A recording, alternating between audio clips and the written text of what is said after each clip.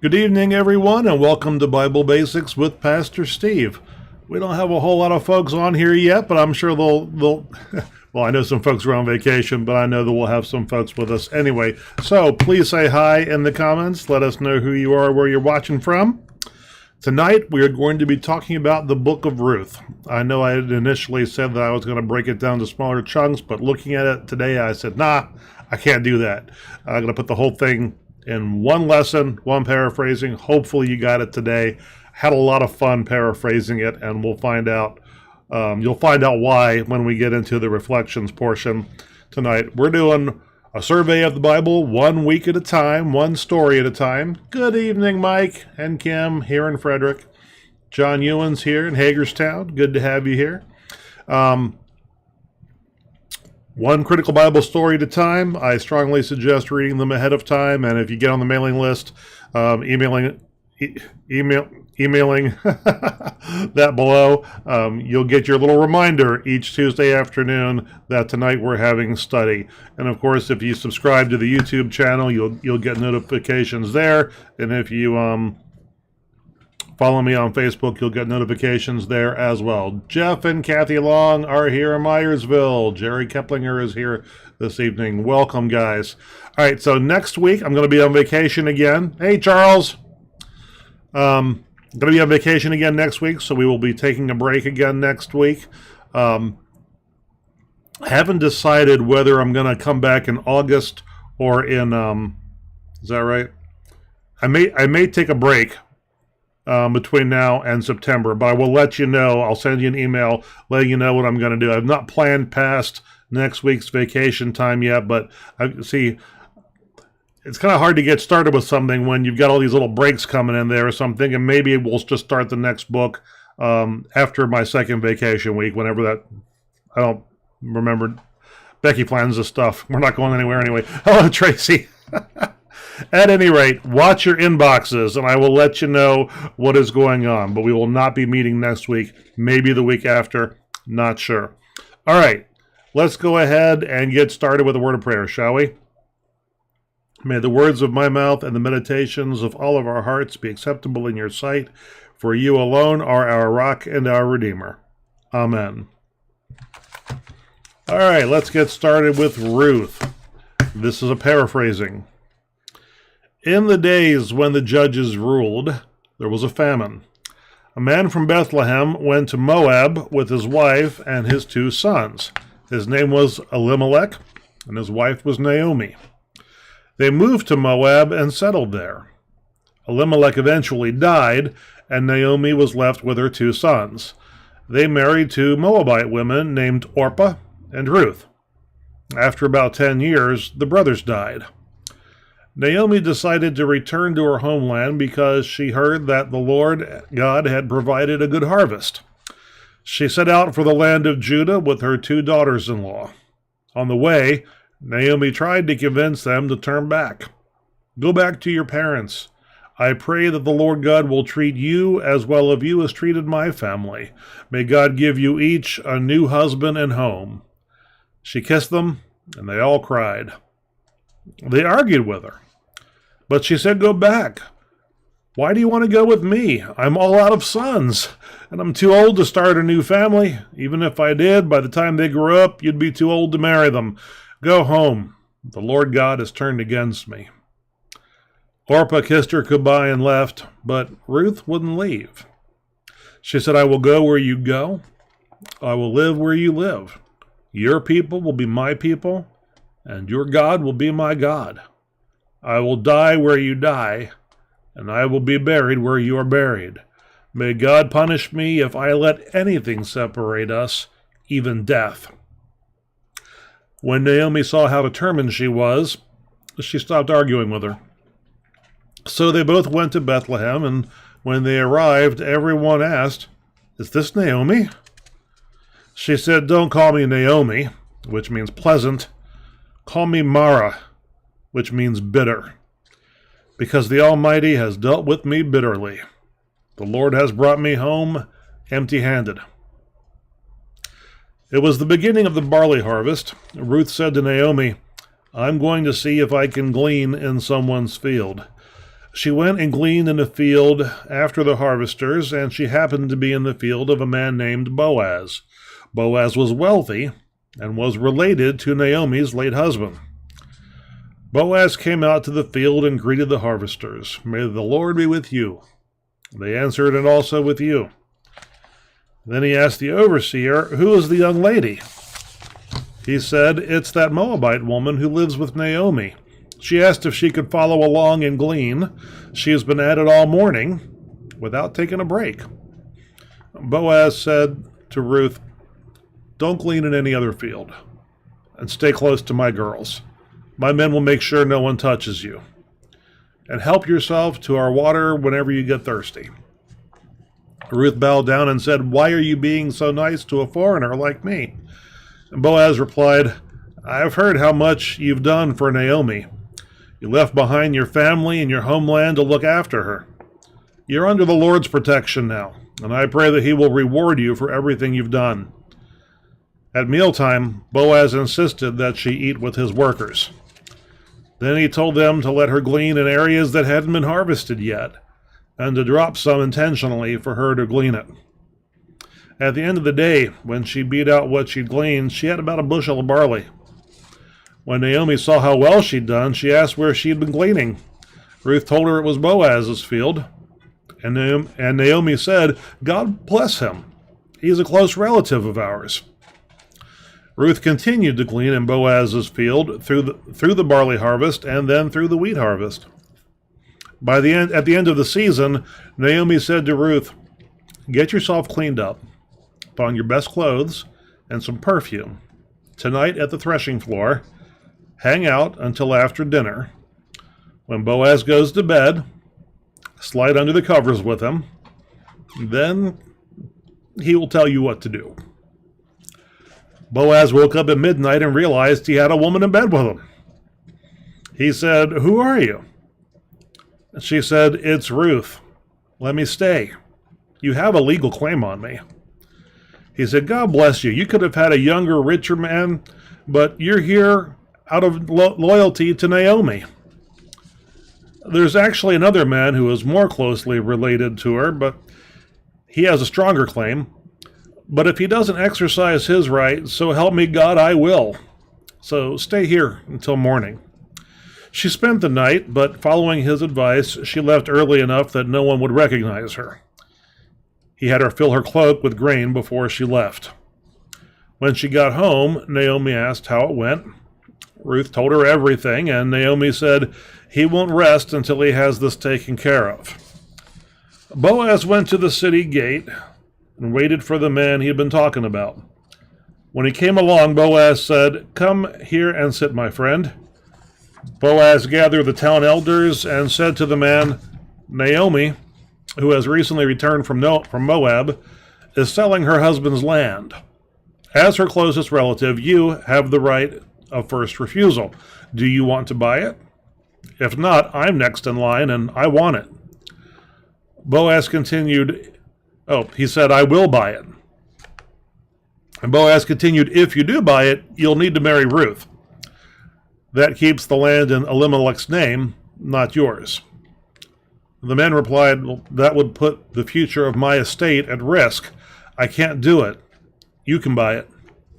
Boaz told the elders, "You are my witnesses. I have bought Elimelech's estate from Naomi. That includes Ruth the Moabite, who will become my wife. Her first husband's name will continue on the land." So Boaz married Ruth, and they had a son. The women said to Naomi, "Blessed be the Lord God for giving you a family. Your grandson will be famous in Israel. He will give you a new life and take care of you in your old age. Your daughter-in-law is worth 7 sons." Naomi loved the boy and raised him as if he were her own. They named him Obed, but everyone called him Naomi's boy. Obed was the father of Jesse and the grandfather of David. Yes, that David. Hello, Roseanne. Good to have you with us tonight. Lot to talk about in this.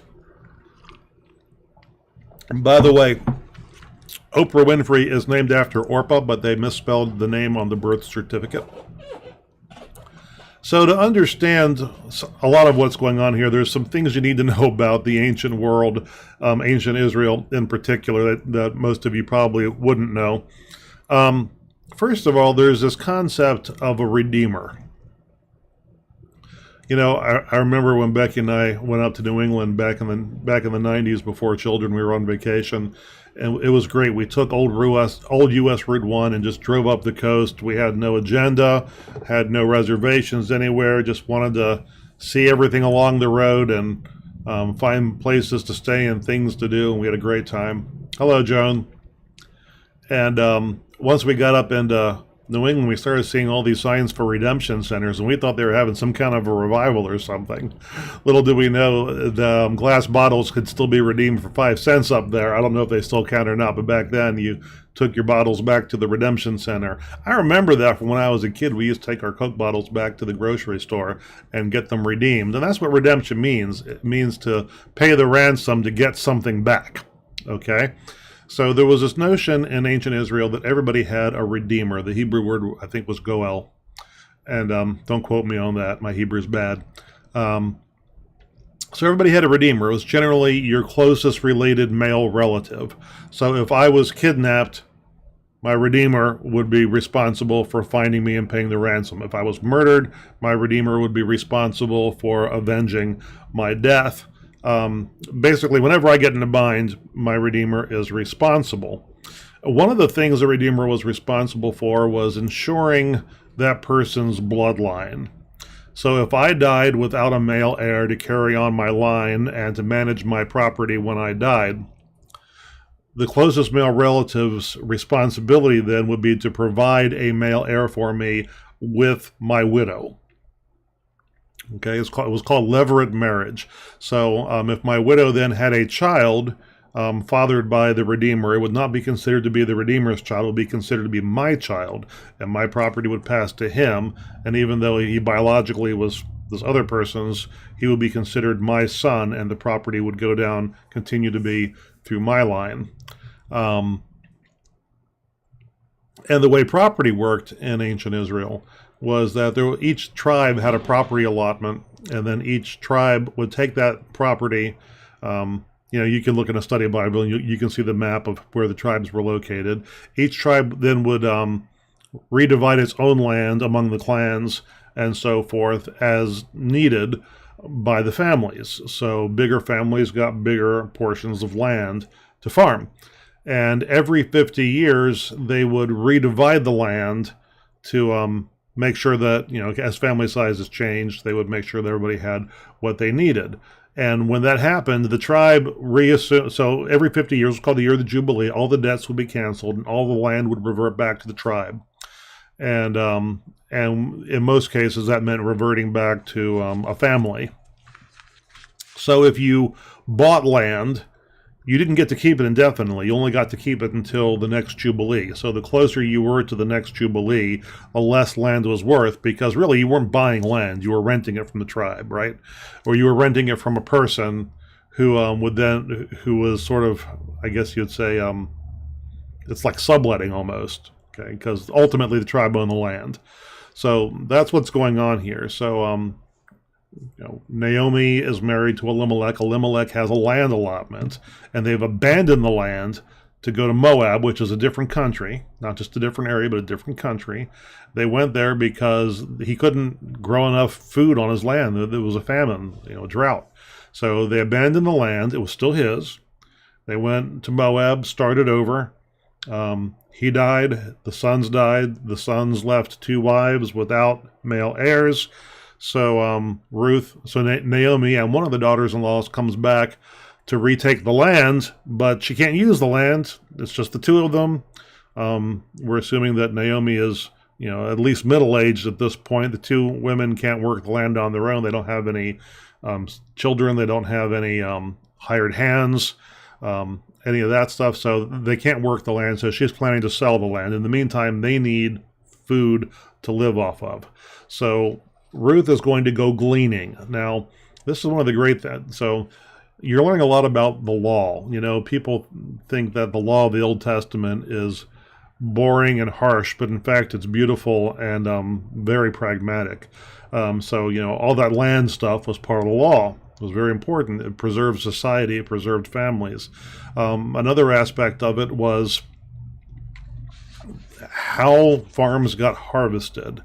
So if you owned a field that was full of grain, one thing you could not do is harvest along the roadside. So there was a buffer along every road where the grain would remain on the stalks so that travelers could pick the grain as they walked and consume it. That was considered to be a sort of communal property for the poor, for refugees, for travelers, and so forth. Another thing you were not allowed to do is when you harvested your land, you were only allowed to go over it once. You weren't allowed to go back over it again to see what you had missed. Anything that you had missed or dropped, you were required to leave there, because the poor of the land, who did not own land and were not hired to be harvesters, would then follow along and try to pick up the leavings. Okay, so when Boaz finds out that one of his relatives is gleaning his field, he actually instructs them, A, look after her, because women out gleaning alone were very vulnerable, and B, feed her, C, make sure she gets water, and D, if she catches up with the harvesters and starts to go past them to where they haven't harvested yet, just let her do it. In fact, do me a favor and drop stuff for her to pick up. Okay, so he's very intentionally looking after her, but in a way that's not going to look overtly like charity to her. So that's what's going on with all of that. So you might notice that the way this plays out, Ruth is basically being treated as part of her late husband's estate. And that is correct. So she's attached to the land. By marrying her, Boaz is being that redeemer, and he's saying that whatever male children we have will not be my children, but will be Elimelech's grandson, and the land will continue under that lineage, and will not be going to my son. And he's probably got more than one wife. We don't know that, but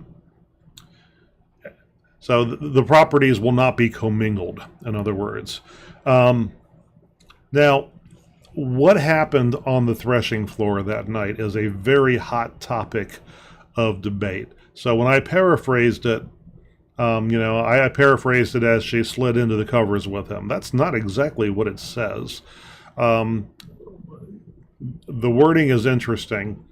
It says that at first she uncovered his feet, and when she says, and so the way I worded it, she slid under the covers with him, and when he realized she was there, she says, "Let me stay the night." The more precise wording would be that she uncovered his feet, and when he realized it, she asked him to throw his blanket over her for the night, and he agreed and said, "Yeah, stay the night here." So what is going on here? Now, if you read conservative study Bibles, they will say adamantly that nothing inappropriate is going on here. There's nothing sexual about any of this. And that's just hogwash, because any mainstream study Bible, and certainly any secular scholarship on this, will tell you, and one says this exact sentence: this section is thick with sexual innuendo. One of the odd things about the Bible, the Old Testament rather, is that it uses euphemisms for guy parts in many places, and one of the euphemisms is feet. Okay, so when it says that she exposed his feet, it's not talking about 10 toes. So yeah, stuff's going on the threshing floor. Now, was this inappropriate though? Well, remember that things worked differently in those days. We know absolutely nothing about wedding ceremonies from the ancient world. We know some of the rituals and practices. We know that there was generally speaking, normally a lengthy courtship period, an engagement period. We know that an engagement was considered a binding contract.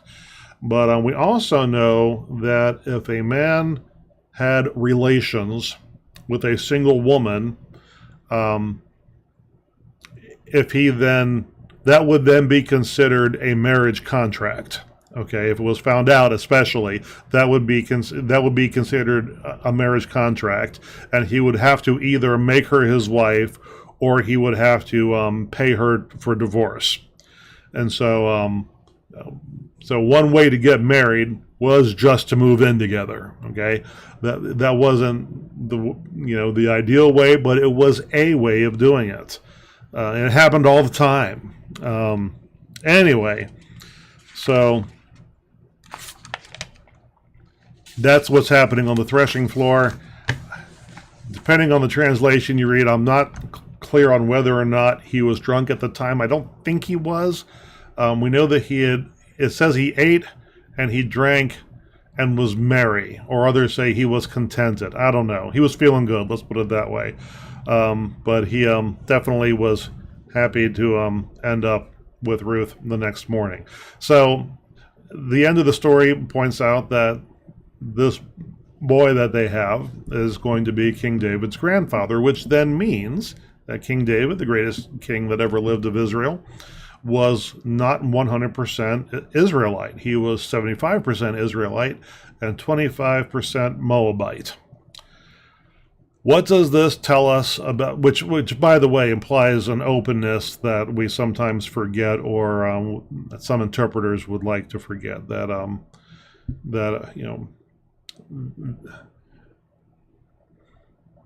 Israel was not as closed as some people would have us think. All right, so what does this tell us about God?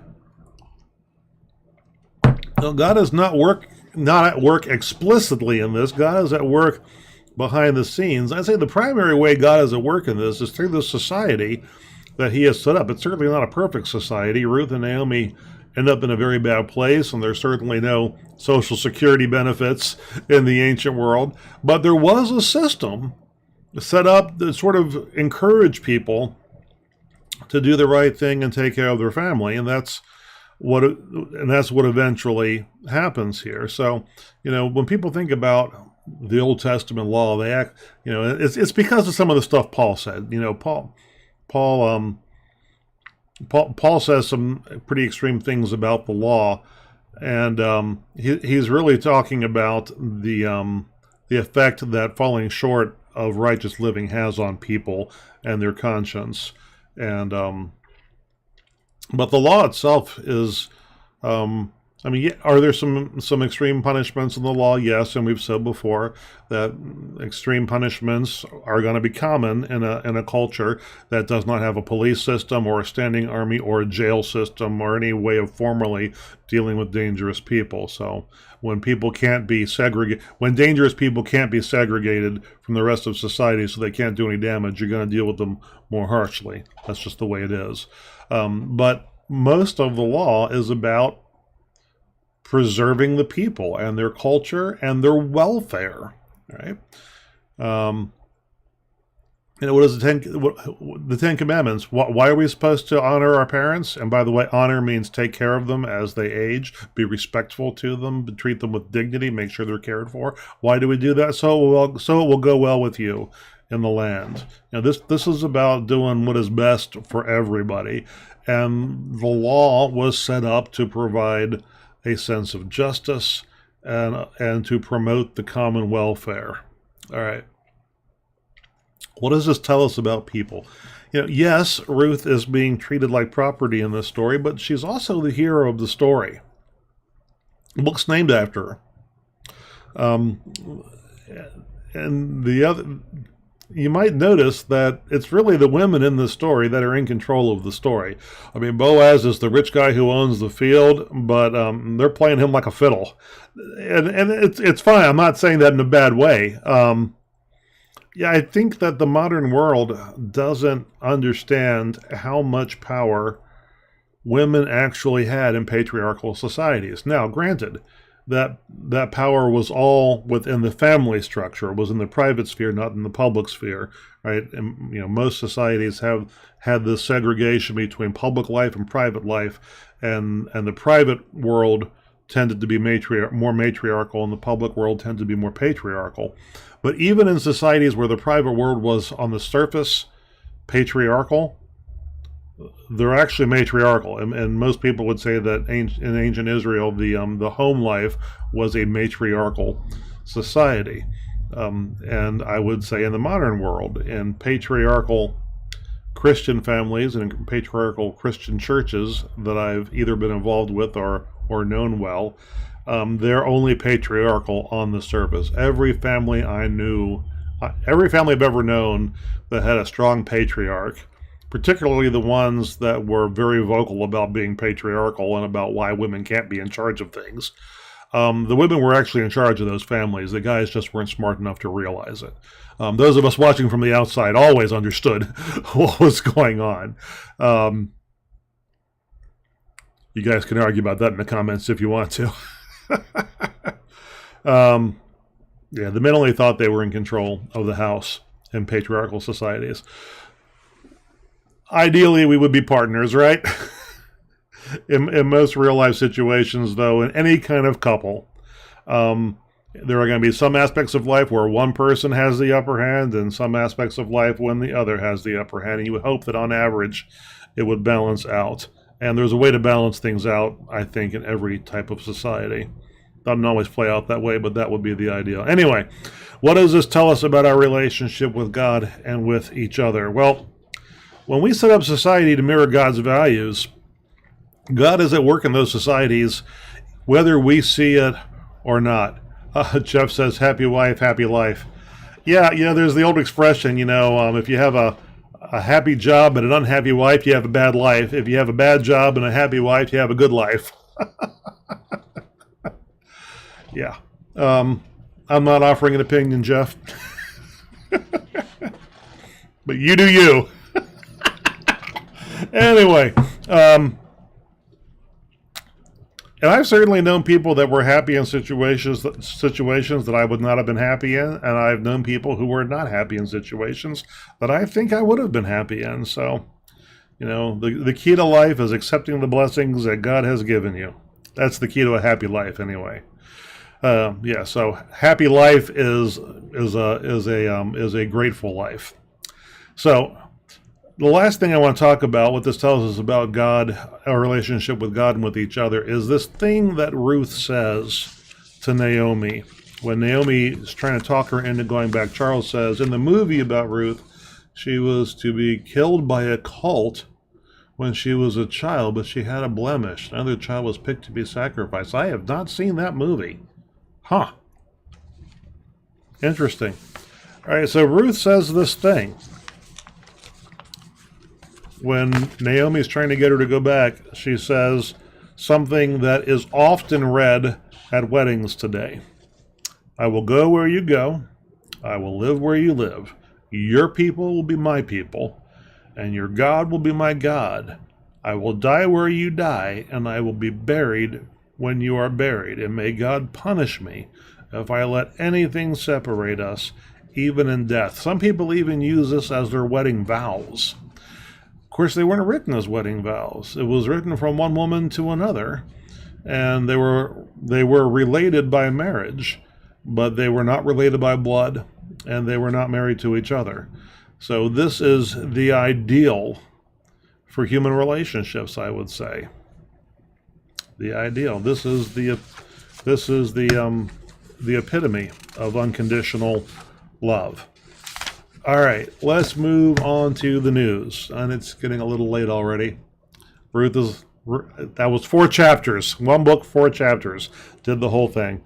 And I did skip a few sections that I thought didn't move the story along quickly enough to be included. You can go back and find those verses and see if you agree.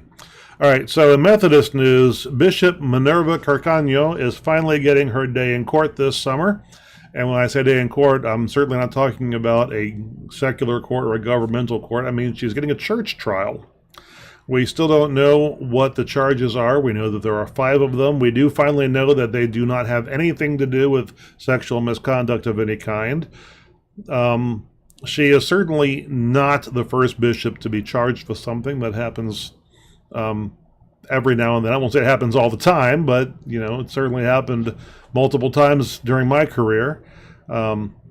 I had said before that she was the first one to be suspended while charged, and that apparently is not actually the case. Somebody went to the trouble of digging and digging and digging. We got Methodist history nerds, and they went digging and determined that she was not the first bishop to be suspended from duties pending investigation. But they had to dig pretty deep to find somebody else. So it is extremely rare. We won't say it's never happened before, but we will say it is extremely rare. What they have confirmed is that if this actually does go to trial, as it is currently scheduled to, it will be the first time that a bishop has been charged with something that went to trial. In the past, it has always been either the bishop has accepted defeat and withdrawn, surrendered credentials, or the charges have been dropped before it went to trial, or there was a just resolution mediation reached before trial. It has never gone all the way to church trial with a bishop before in the United Methodist Church or in any of our predecessor denominations. So this will be history.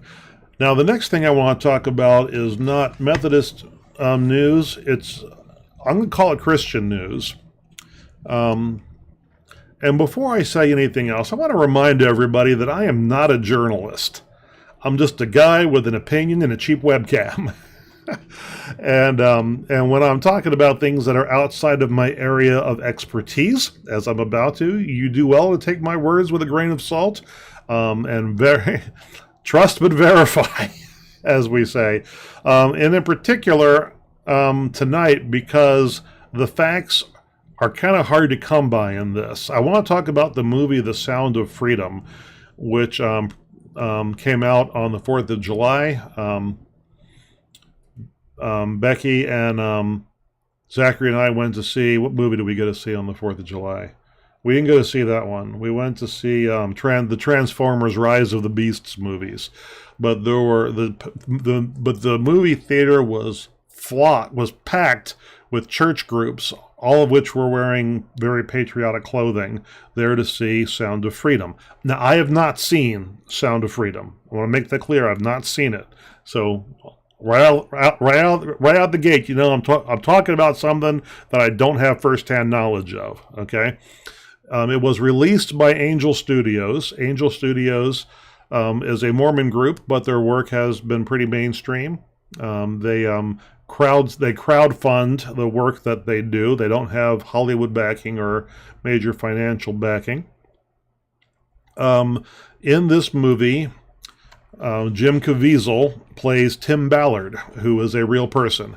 Now, Jim Caviezel, you may remember that name. Jim Caviezel played Jesus in the movie The Passion many years ago, and I believe they're working on a sequel finally that's going to be called The Resurrection.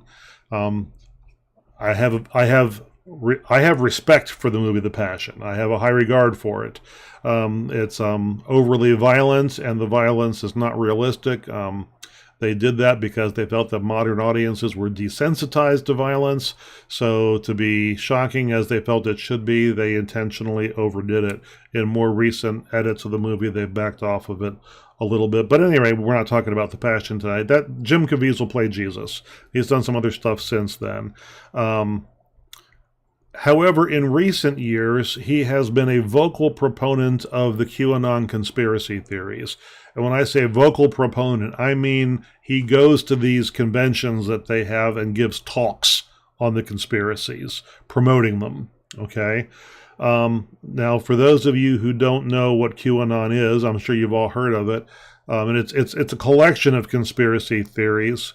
And I'm not going to go into the political aspects of it other than to say that the core of the conspiracy theory is that global corporations and governments are run by a secret organization of Satan-worshiping, cannibalistic child traffickers who use abducted children for all kinds of purposes, one of which is to manufacture. And when I say manufacture, they don't have children manufacturing it. They use children in the manufacture process of a fictional narcotic that supposedly is based on the adrenaline of traumatized children. really out there kind of conspiracy stuff. Jim Caviezel buys into this stuff 100%. He has said so publicly many times, which is troubling because the movie is about child trafficking. Okay, now he plays Tim Ballard, a real person. Tim Ballard claims to be a former U.S. federal government agent who left the government in frustration and began an organization that now rescues children and adults, mostly children, from trafficking around the world. Now, this is where the facts get hard to come by, because different fact checkers have come up with very different facts about Tim Ballard. Some things we definitely, by the way, if you get ever since this movie was announced, I've been checking out this guy's Wikipedia article, which is constantly being revised and stuff being added and taken out of it. It's sort of a battlefield between his supporters and his detractors.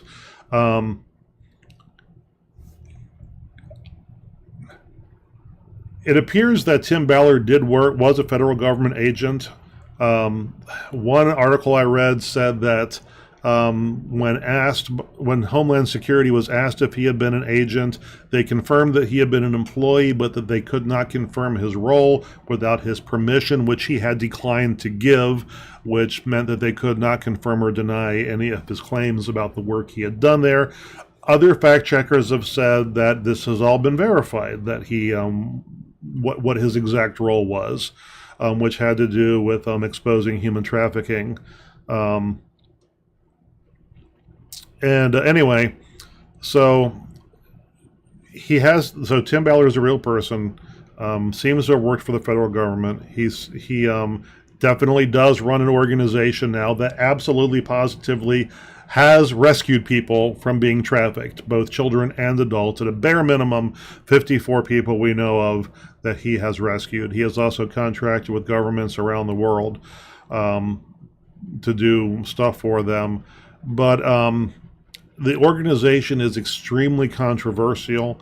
Not every group that has worked with them is happy about the work that they have done for them.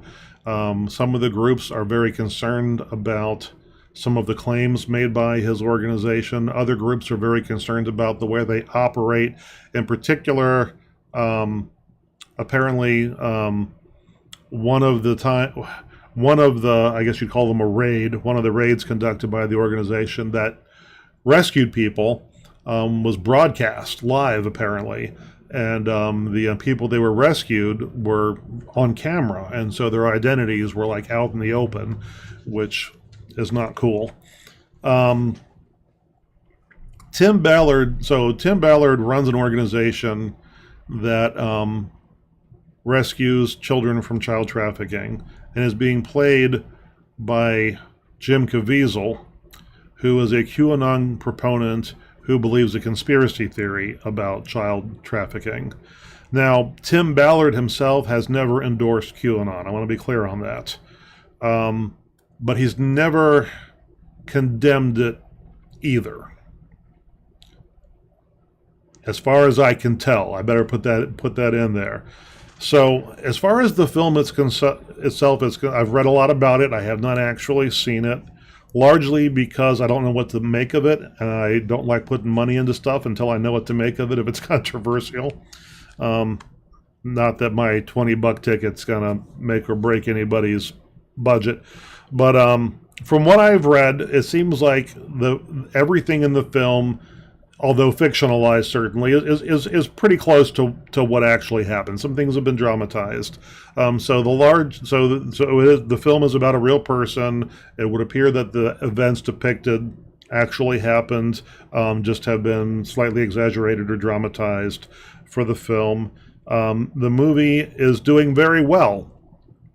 The interesting thing is this movie was made in 2018. Every studio that looked at it refused to distribute it. So Angel Studios picked it up, and they distributed it with their with their crowdfunding apparatus. They funded the distribution, and the movie beat Indiana Jones on opening weekend.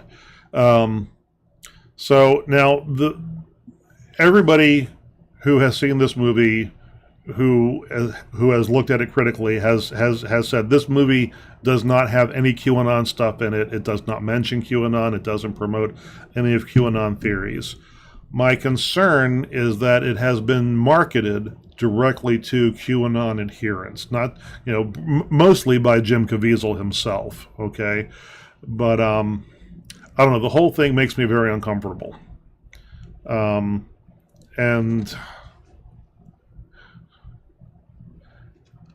I don't know. I don't know what else to say about that. So I just thought that, it's being talked about in certain circles, but it's not being talked about, I think, in the right circles. I'm not saying don't go see this movie. I just want you to know that this Jim Caviezel's involvement in it is troubling, and Angel Studios' willingness to work with Jim Caviezel, because when Jim Caviezel made the movie, that was 2018. The QAnon thing blew up dramatically afterwards. Okay, QAnon was already there, but things got much more complicated after the movie was made, and Angel Studios jumped into the fray after everything blew up. And I don't know, something about it gives me a bad vibe. But maybe I'm crazy, because after all, I'm not a journalist, I'm not a film critic, I'm not a historian. I'm just a guy with an opinion and a cheap webcam. All right, so like I said, next week I'm going to be on vacation, staycation I should call it. My aunt's funeral is on Monday. Thank you, those of you who have prayed for that. And Tuesday I am going to go to one meeting here because it's an important meeting. But generally speaking, I will be in Communicado next week. But when I'm on staycation, Tracy appreciates my opinions. Thank you. Well, when I'm on staycation, when I go on vacation, when I go away, I have somebody on call in case of emergencies. So if somebody needs pastoral care, somebody can step in and do that. When I'm on staycation, I don't generally do that because I'm still reachable. I always have my cell phone on me. So there will not be somebody on call next week. I will be on call next week. So if you need anything, pastoral care, if something happens, feel free to give me a buzz. Don't forget to email me any questions you have about anything that we've talked about. And I will not use your name when we talk about your question unless you tell me it's okay to use your name when we talk about your questions. So that's all I have for you this week. Let's go ahead and close with the Serenity Prayer, shall we? Serenity Prayer, happy life. God, give me the grace to accept with serenity the things that cannot be changed, the courage to change the things which should be changed, and the wisdom to distinguish the one from the other, living one day at a time, enjoying one moment at a time, accepting hardship as a pathway to peace, taking, as Jesus did, this sinful world as it is, not as I would have it, trusting that you will make all things right if I surrender to your will, so that I may be reasonably happy in this life and supremely happy with you forever in the next. Amen. Amen, folks. I'll see y'all maybe in 2 weeks, maybe a little bit later. I don't know. I'll see you online on Worship Sunday, some of you. And that's all.